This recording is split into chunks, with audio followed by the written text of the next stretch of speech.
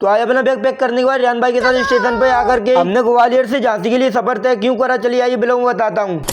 Hello guys, welcome back to my new blog. तो आज के ब्लॉग की शुरुआत होती है सुबह की मॉर्निंग टाइम से। तो आज सुबह सुबह रियान भाई को स्टाइलिश में काला चश्मा पहनवाने के बाद हम आ चुके थे कालू भाई के पास। अब मैं आपको बताऊं कि हम जाते क्यों आ रहे हैं, क्योंकि हमारे तो से भाई की थी रिलेटिव में शादी और वो कह रहा था तुमको कैसे भी करके आना पड़ेगा, इसीलिए फिर ऑटो में बैठ करके हम पहुंच चुके थे सीधे सिंधी की छावनी पर। मुझे गर्मी बहुत ज्यादा लग रही थी, इसीलिए मुंह पर पानी पड़वाने के बाद मैं पहुंच चुका था फुलबाग के चौराहे पर। फुलबाग से निकलने के बाद टैक्सी से थोड़ा और आगे जाने के बाद हम पहुंच चुके थे स्टेशन पर। स्टेशन पर पहुंचने के बाद सबसे पहले तो कटवा लिया था हमने ऊपर का टिकट, और सॉरी ट्रेन का टिकट, जहाँ पर तुम किसी को मत देखो, सिर्फ हमारे साथ भाई को देखो, काला चश्मा काले पर शूट कर रहा है भाई। मकर लाडले गप गप। हाँ तो गाइस यहाँ टिकट वगैरह कटवाने के बाद हम जाने लगते हैं स्टेशन के अंदर, लेकिन फिर उसने मुझे जाते जाते दिख जाता है लहरा दो।